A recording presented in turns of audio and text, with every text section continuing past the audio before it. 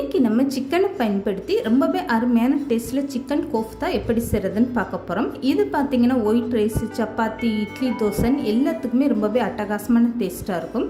ஒரு முறை நீங்கள் சிக்கன் கோஃப்தா செஞ்சு கொடுத்து பாருங்கள். வீட்டில் அடிக்க ஒரு தடவை செய்ய சொல்லி அடம் பிடிச்சி கேட்பாங்க. அந்த அளவுக்கு இந்த சிக்கன் கோஃப்தா ரொம்பவே அருமையான டேஸ்ட்டாக இருக்கும்.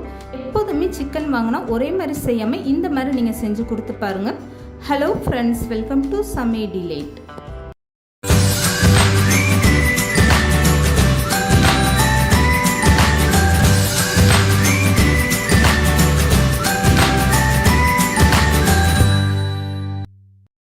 சிக்கன் செய்கிறதுக்காக ஒரு பெரிய மிக்சி ஜார் எடுத்துக்கோங்க. இதில் குண்டு மிளகாயா 6லேருந்து 7 மிளகா நீங்கள் சேர்த்துக்கோங்க. நீல மிளகானா உங்களுக்கு எந்த அளவுக்கு காரமோ அதுக்கேற்ற மாதிரி சேர்த்துக்கோங்க.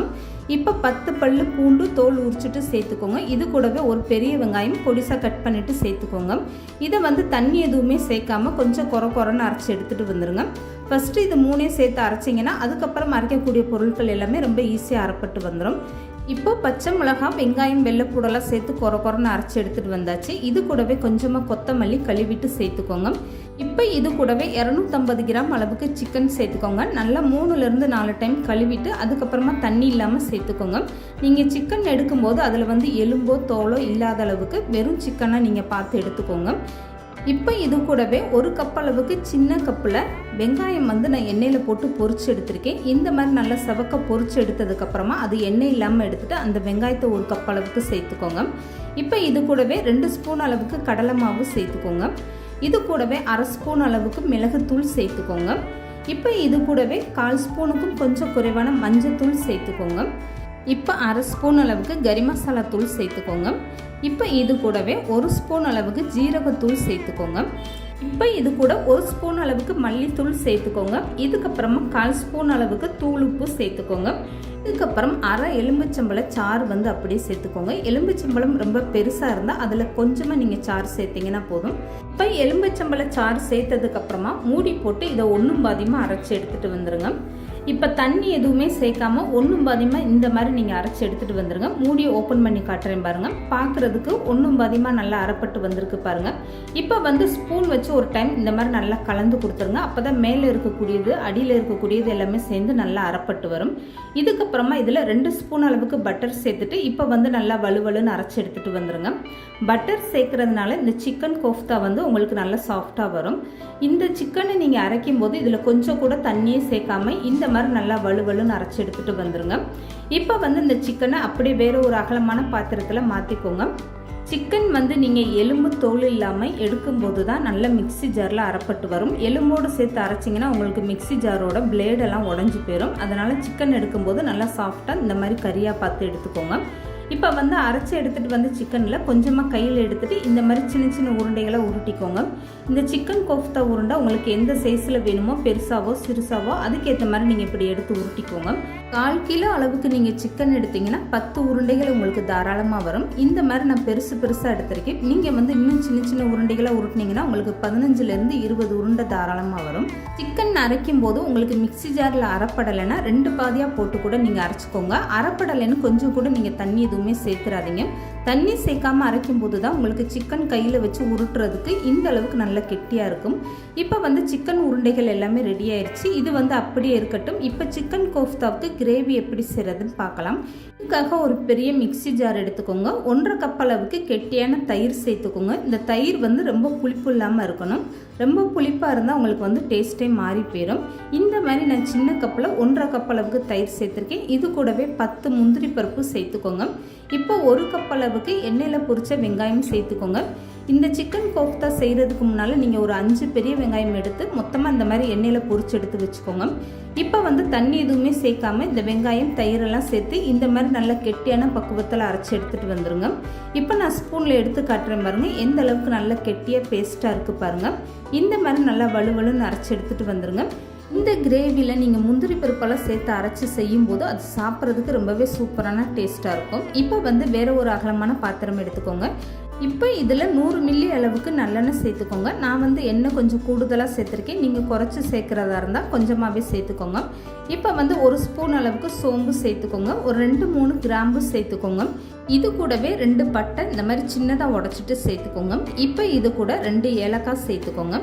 இப்போ இது கூட 2 பிரியாணி இலை இந்த மாதிரி சின்னதாக உடச்சிட்டு சேர்த்துக்கோங்க. இப்போ வந்து இது எல்லாமே சேர்ந்து எண்ணெயில் நல்லா பொரிஞ்சு வரட்டும். கருக விட்டுறக்கூடாது. லேசாக இந்த மாதிரி நல்லா பொரிஞ்சு வந்ததும் 1 ஸ்பூன் அளவுக்கு தனி மிளகாய் தூள் சேர்த்துக்கோங்க. மிளகாய் தூள் சேர்க்கும் போது ஸ்டவ்வை கம்ப்ளீட்டாக நல்லா குறைச்சிருங்க. 1 ஸ்பூன் அளவுக்கு கறி மசாலா தூள் சேர்த்துக்கோங்க. இப்போ இது கூடவே 1.5 ஸ்பூன் அளவுக்கு மல்லித்தூள் சேர்த்துக்கோங்க. இதுக்கப்புறமா 1/4 கப் அளவுக்கு தண்ணி சேர்த்துக்கோங்க. தண்ணி சேர்த்துட்டு இந்த மசால் பொடி எல்லாமே சேர்த்து ஒரு டைம் நல்லா கலந்து கொடுத்துருங்க. இப்போ இந்த மசால் பொடி பார்த்தீங்கன்னா இந்த தண்ணியிலே சேர்ந்து நல்லா கொதி வரட்டும். கொதிச்சு நல்லா லேசாக வற்றி வரும்போது ஜீரகத்தூள் மிளகுத்தூள் எல்லாமே சேர்த்துக்கோங்க. இப்போ வந்து பாருங்கள் இந்த தண்ணியெல்லாம் ஓரளவுக்கு நல்லா வற்றிட்டு எண்ணெய் மேலே பிரிஞ்சு வர ஆரம்பிச்சிருச்சு. இப்போ இது கூட 2 ஸ்பூன் அளவுக்கு ஜீரகத்தூளும் 1/2 ஸ்பூன் அளவுக்கு மிளகுத்தூளும் சேர்த்துக்கோங்க. லாஸ்ட்டாக இந்த மாதிரி நீங்கள் ஜீரகத்தூள் சேர்க்கும் போது தான் இந்த கிரேவி வந்து நல்லா வாசனையாக டேஸ்ட்டாக இருக்கும். இப்போ இதெல்லாம் சேர்த்ததுக்கப்புறம் ஒரு டைம் கரண்டி போட்டு நல்லா கலந்து கொடுத்துருங்க. இப்போ இந்த கிரேவிக்கு ஏற்ற மாதிரி தேவையான அளவு உப்பு சேர்த்துக்கோங்க. நம்ம வந்து ஏற்கனவே சிக்கன்லேயே உப்பு சேர்த்துருக்கிறதுனால இதில் 1/2 ஸ்பூன் அளவுக்கு உப்பு சேர்த்துட்டு அதுக்கப்புறமா நீங்கள் டேஸ்ட்டு பார்த்துட்டு உங்கள் டேஸ்ட்டுக்கு ஏற்ற மாதிரி உப்பு சேர்த்துக்கோங்க. இப்போ உப்பு சேர்த்ததுக்கப்புறம் ஒரு டைம் நல்லா கலந்து கொடுத்துருங்க. இதுக்கப்புறமா இதில் 1.5 ஸ்பூன் அளவுக்கு இஞ்சி பூண்டு பேஸ்ட்டு சேர்த்துக்கோங்க. இதுக்கப்புறமா அரைச்சி எடுத்து வச்சுருக்க தயிர், வெங்காயம், முந்திரி பருப்பு இந்த பேஸ்ட்டை வந்து நீங்கள் அப்படியே சேர்த்துக்கோங்க. இதை சேர்த்ததுக்கப்புறமா இந்த மிக்ஸி ஜாரில் 1/4 கப் அளவுக்கு தண்ணி சேர்த்துட்டு நல்லா கழுவிட்டு அந்த தண்ணியுமே அப்படியே சேர்த்துக்கோங்க. அதிகமான தண்ணி சேர்க்க வேண்டாம். 1/4 கப் அளவுக்கு தண்ணி சேர்த்திங்கன்னா போதும். இப்போ இது எல்லாமே சேர்த்ததுக்கப்புறம் ஒரு டைம் கரண்டி போட்டு நல்லா கலந்து கொடுத்துருங்க. இப்போ வந்து நீங்கள் உப்பு உரப்போ உங்கள் டேஸ்ட்டுக்கு ஏற்ற மாதிரி பார்த்துக்கோங்க. இப்போ இந்த மாதிரி நல்லா கலந்து கொடுத்ததுக்கப்புறம் இந்த கிரேவி வந்து நல்லா சுற்றிலும் கொதி வரட்டும். அதுக்கப்புறமா இந்த சிக்கன் உருண்டையெல்லாம் சேர்த்துக்கலாம். இப்போ பாருங்கள் சுற்றி இந்த மாதிரி நல்லா நுர கூட்டி கொதி வர ஆரம்பிச்சிருச்சு. நடுப்பகுதியிலுமே லேசாக கொதிக்க ஆரம்பிச்சிருச்சு பாருங்கள். இந்த மாதிரி நல்லா கொதி வந்ததுக்கப்புறம் எடுத்து வச்சுருக்க சிக்கன் உருண்டைகளை அப்படியே சேர்த்துக்கோங்க. இந்த மாதிரி நல்லா தள்ளியே சேர்த்துக்கோங்க. ஒன்றோட ஒன்று ஒட்டாமல் இந்த மாதிரி நல்லா தள்ளி விட்டு சேர்த்துக்கோங்க. சிக்கன் உருண்டையை நீங்கள் சேர்க்கும்போது இந்த கிரேவி வந்து நல்லா இந்த மாதிரி கொதி வரட்டும். கொதி வந்ததுக்கப்புறம் நீங்கள் சேர்த்திங்கன்னா தான் இந்த சிக்கன் உருண்டையெல்லாம் உங்களுக்கு முழுசாக அப்படியே சாப்பிட்றதுக்கு ரொம்ப நல்லாயிருக்கும். கிரேவி நீங்கள் கொதிக்கிறதுக்கு முன்னாலே சிக்கனை சேர்த்துட்டிங்கன்னா அது சிக்கன் வந்து அந்த கிரேவியோட கரைஞ்சி போயிடும். முழு உருண்டையாக உங்களுக்கு வராது. இப்போ வந்து இந்த சிக்கன் உருண்டையெல்லாம் சேர்த்ததுக்கப்புறம் இந்த கிரேவியை அப்படியே மூடி போட்டு ஒரு 5 நிமிஷம் நீங்கள் நல்லா கொதிக்க விட்டுருங்க. 5 நிமிஷம் கொதிச்சதுக்கப்புறமா மூடி ஓப்பன் பண்ணிவிட்டு இந்த கரண்டியை வச்சு இந்த மாதிரி பரட்டி விடுங்க. அப்போ தான் 2 பக்கமும் உங்களுக்கு இந்த சிக்கன் உருண்டை ஈவனாக நல்லா வெந்து வரும்.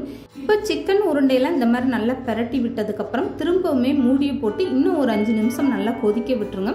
சிக்கன் உருண்டையை நீங்கள் இந்த கிரேவியில் சேர்த்ததுமே ஸ்டவ்வை மீடியமாக வச்சே வேக வைங்க. அப்போ தான் உங்களுக்கு சிக்கன் உருண்டை உள்ளே வர நல்லா வெந்து வரும். இப்போ ஒரு 5 நிமிஷம் இந்த சிக்கன் நல்லா மூடி போட்டு வெந்ததுக்கப்புறமா நான் மூடி ஓப்பன் பண்ணி எடுத்து காட்டுறேன் பாருங்கள். இந்த சிக்கன் உருண்டையெல்லாம் எந்த அளவுக்கு நல்லா முழுசாக வெந்து வந்திருக்குன்னு. இப்போ பார்த்தீங்கன்னா இந்த கிரேவியுமே நல்லா உங்களுக்கு கெட்டியாக ரொம்பவே சூப்பராக வந்துருச்சு. மொத்தத்திலே இந்த சிக்கன் உருண்டையை வேக வைக்கிறதுக்கு நீங்கள் 10 நிமிஷம் வேக வச்சிங்கன்னா போதும். இப்போ பாருங்கள் இந்த சிக்கன் கோஃப்தா வந்து நல்லா கிரேவியெல்லாம் கெட்டியாயிட்டு ரொம்பவே சூப்பராக வந்துருச்சு.